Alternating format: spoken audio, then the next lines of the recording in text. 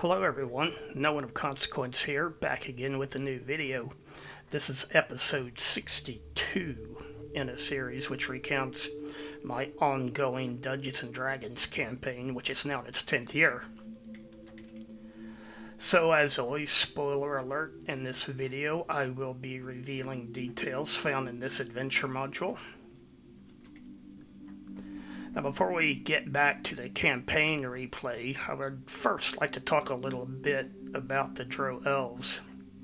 As previously mentioned, they first appeared in 1978 when they were detailed in the back of Module G3, Hall of the Fire Giant King. So first I want to address a question of how to correctly pronounce the word. I realize, of course, that the widely accepted pronunciation of the word is drow.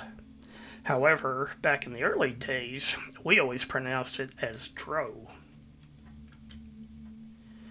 So to help settle the question, we can go back to January of 1985, when TSR published Dragon Magazine number 93. And in that issue was this article, a pronunciation guide compiled by Frank Mincer. Now, in the first part of the article, Mincer writes about how to pronounce different vowels as they appear in different contexts. But the vowel that we want to know about is the letter O. The very first line of this paragraph addresses the one pronunciation we are interested in, a long O sound. And it says, the letter O, if long, is left alone, but useless additions are dropped. So row, R-O-W, becomes row, R-O.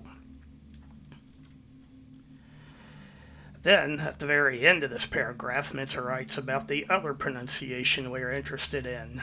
O-W always rhymes with cow. So then later in the article, when we get to that particular word's entry, we see this. You have the word, and then by the rules of the article, it is drow or drow. So therefore, we can conclude that while drow is the more common pronunciation, saying drow is also acceptable. And so I'll continue to pronounce the word that way throughout the rest of this video series, both from force of habit, but also because it's not considered incorrect. So moving on. Although the drow first appeared in the back of Module G3 in 1978, they were codified in the Fiend Folio, which was published in 1981.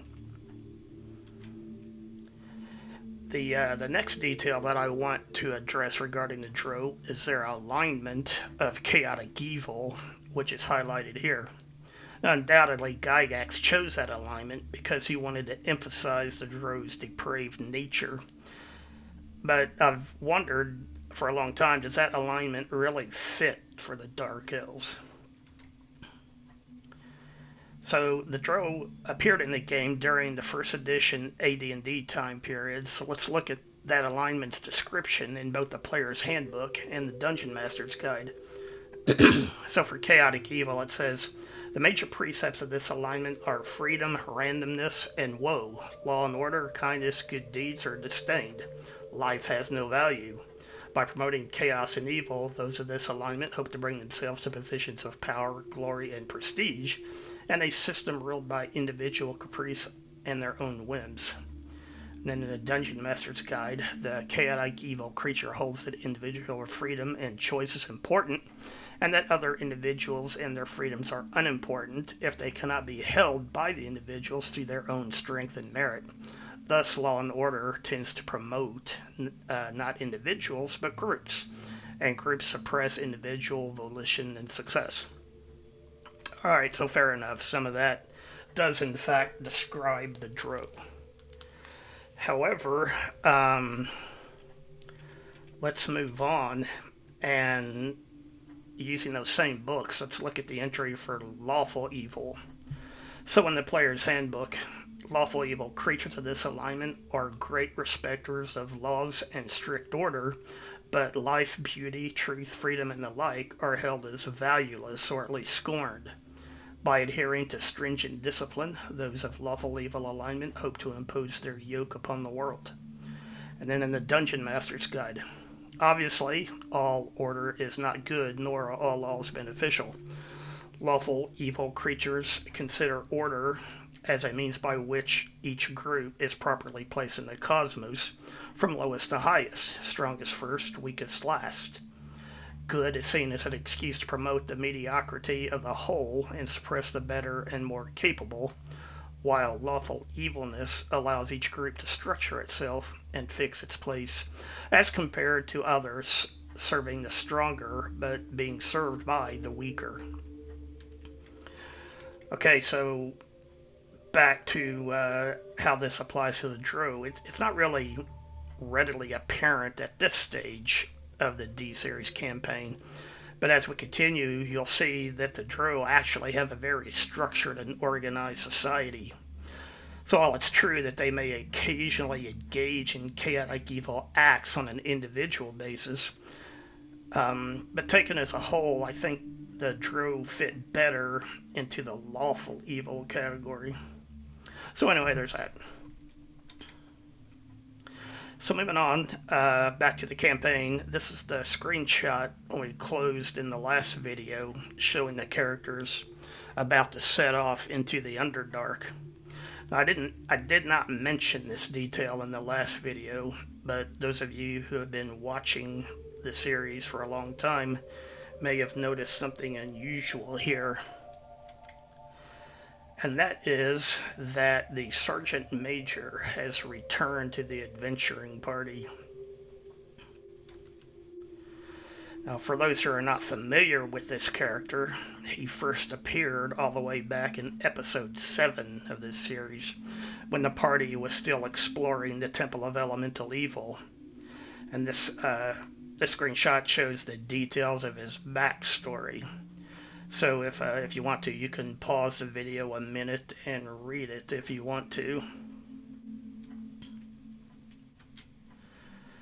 And the last time that we saw the Sergeant Major was in episode 19, when the other characters were burying him in front of the inn in the village of Hamlet. Now, as explained in that video, both the Sergeant Major and Thurl the Mage had died in the assault on the Water Temple. However, the party had enough money to get only one of them resurrected. Since the Sergeant Major's owning player was at that time on a long-term hiatus from the game, the other players decided to spend the money on Thorl. Now, normally, those who died while adventuring against the temple were buried in the Hamlet's St. Cuthbert churchyard. However, as a cleric of Foltest, the Sergeant Major would definitely not have wanted to be buried there. So the characters got permission to bury him in front of the inn on the same spot where he used to do his street preaching. So you can imagine the other character's surprise when the Sergeant Major suddenly burst in on them at the inn in Lorish. But as it happened, the party had to spend a few weeks of downtime in Lorish waiting for all of their special ordered items to arrive. Things like the barrels of elf root, the specially trained riding goats, that sort of thing. And it was during this time that the Sergeant Major suddenly turned up. The explanation for his return was, back at Hamlet, he had been secretly sending reports to his church superiors about the party's progress against the Temple of Elemental Evil. But then suddenly, those reports stopped coming in. The reason, of course, was because he was dead. It took time for the Sergeant Major's superiors to learn what had happened to him. But by then, the other characters had defeated the Temple of Elemental Evil and had already moved on. The High Priests of Foltest agreed that they had invested too much in the clerical training of such an experienced warrior to just let him go. So they exhumed the sergeant major and spent a great deal of resources in resurrecting him. Once he had recovered enough to travel, he was sent back out on the trail of the other characters. The Against the Giants adventures were too remote for him to get a fix on their location, but he finally tracked them down here in Lorish with the help of the clerics of Foltis in the capital city of Furiondi. Now, a minor detail that the other characters did not realize at this time was that they had never taken the Sergeant Major's name off the party's joint bank account. So he was still able to access the monetary wealth and spare magic items that they had deposited in that account. Therefore, when the Sergeant Major turned up here in Lorish, he had already equipped himself quite handsomely for the upcoming expedition. And so this is an updated party composition for the Descent into the Depths of the Earth campaign. We have 8 characters being run by 5 different players. Now the downside is that the Sergeant Major rejoins the group at only 7th level, due to all his lost adventuring time with the rest of the party. Additionally, it was decided that Quan would go along to help care for the party's mules. Meanwhile, Jasmine would stay behind in Lorish to care for the party's horses, as well as Chuck the donkey, Mischief the crow, and Sir Cavan. And the characters prepaid the innkeeper for several weeks of Jasmine's room and board to help with that. So one last time, here is the screenshot of the party as they're about to set out on the journey. And then, as mentioned in the last video, the players understood that the bottom corner of the drow map, which they had in their possession, was their starting point in the caves underneath the fire giant lair. Now, this screenshot shows the party's wagon train layout as they began to make their way through the tunnels of the Underdark. Now, as the DM, I could not manage so many components myself, so I assigned to each player a mule and cart to be in charge of controlling on the various battle maps. Since Obrak is a dwarf, the party relied on him to determine the distances they were covering while traveling underground. And once Obrak declared that they were near the first marked point on the drow map, the convoy halted while he and Gorbadoc rode ahead to investigate. Now, the symbol on the map looked like an eye, but provided no other clues as to what might be found there. This screenshot just shows Gorbadoc riding up to the head of the column to join Obrak before the two of them set out. So after traveling about a quarter of a mile further along, Obrak and Gorbadoc rode straight into a drow ambush.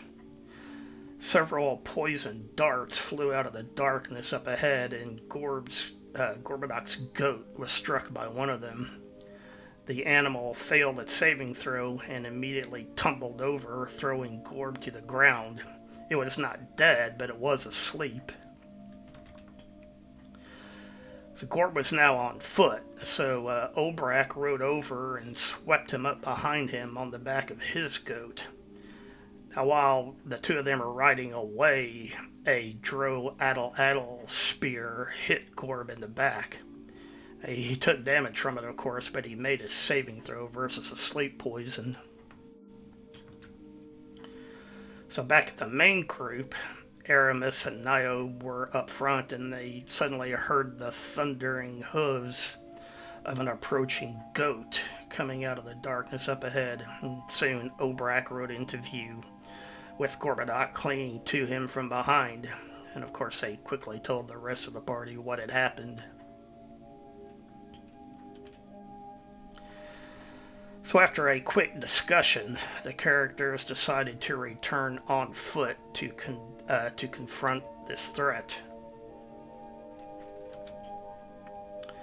However, they decided to leave the Sergeant Major and Quan behind to watch the animals, and this plan also left a cleric in reserve in case things went very badly up ahead. Gorbadoc, who was of course upset over the loss of his goat, pushed on ahead while the rest of the party followed. And soon the drow began attacking again, and they were hit with magic, and some of the characters were affected by a slow spell. However, then a female drow voice called out from the darkness.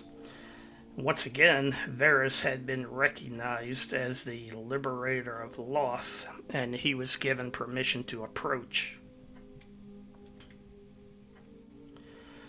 So as you can see here, Varys moved up to meet the drow delegation and hopefully negotiate a safe passage for the party. Of course, he also hoped to ransom back Gorbadoc's goat. But the question, of course, was who exactly was Varys meeting with?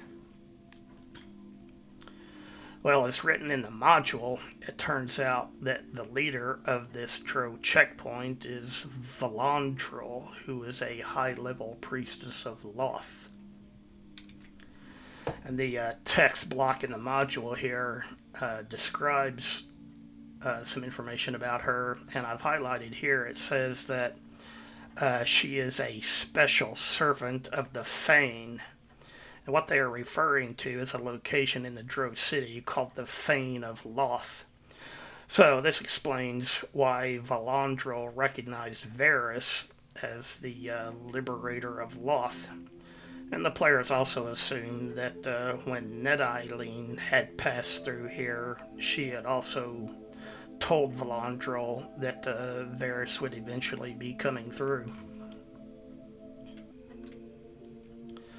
So Thoril got in the wagon supplies and brought up some elf fruit and some pipes, which Varys presented as gifts to Valandril and her senior leaders.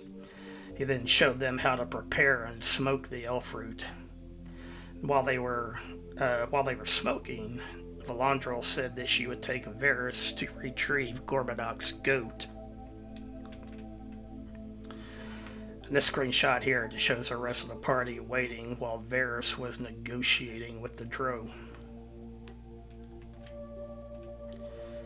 Now this is another text block from the module, and it's assuming that the characters fight and defeat these drow, but the important part is it describes some of the things that they have.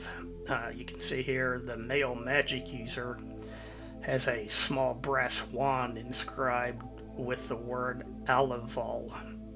A female curate has a small blue-black mace inscribed with Despana, and Valandril herself has a golden spider pin engraved with runes that say Loth, Death Queen Mother. Now, Alaval is a drow house that is neutral in the current conflict. Despana is a drow house that is aligned with the pro-Loth faction. And, of course, as we just said, Valandril herself is a high priestess of Loth. Now, all of these various drow houses and their allegiances are fully detailed in Module D3, Vault of the Drow, but that's enough information for now. So, along with returning Gorbadoc's goat, Valandril also gave Varys the gold Loth pin that she was wearing. She told Varys that presenting it to any Loth-worshipping drow would help to ensure his and the party's safe passage. Of course, she also said that any Elder Elemental God-worshipping drow that they might encounter would probably not be as cooperative. Now, Valandril also complimented Varys on his party of, quote, useful idiots, obviously brought along to help ensure his safe passage to Arrowhigh Sinlu. She advised Varys that once he arrived at the Drow city, he should sacrifice them all to Loth as a final demonstration of his loyalty to the demon Spider Queen. Then he could report to the Fane, and Valandrel would begin his training as a high-ranking priest of Loth. So after that, Varys returned to find the other characters just hanging around, and Obrak and Garrett were even sitting on the ground playing a game of cards. But he told everyone to get the wagon train lined up quickly and to follow his lead. And, of course, he also returned the captured goat back to Gorbadoc. So in this screenshot shows Varys leading the rest of the party through the checkpoint, while all the drow stood on either side to watch their passage. And Niobe was especially singled out by the drow for ridicule and laughter, her being a cleric of St. Cuthbert. So once they were all well away from the drow checkpoint, Varys gathered the other characters around. He told them that Valandrel believed them all to be his, quote, useful idiots, brought along only to help him arrive safely at Arrowhigh Sinlu. Varys also told them that she advised him to sacrifice them all to Loth once they did arrive at the Drow city. Everyone agreed, at least, that if the Drow believed them to be Varys' servants, then they would try to act that part in order to reinforce the illusion. And with that, the party settled down to spend their first night in the Underdark. Alright, well that's all I have for now. Thanks for watching. If you enjoyed the video, please hit the like button. If you can, leave a comment. Let me know what you think. If you haven't yet, please subscribe to the channel. Share the video if you can. And anything you can do to help support the channel, I do appreciate it. Thanks again. Bye for now. The greatest adventure is what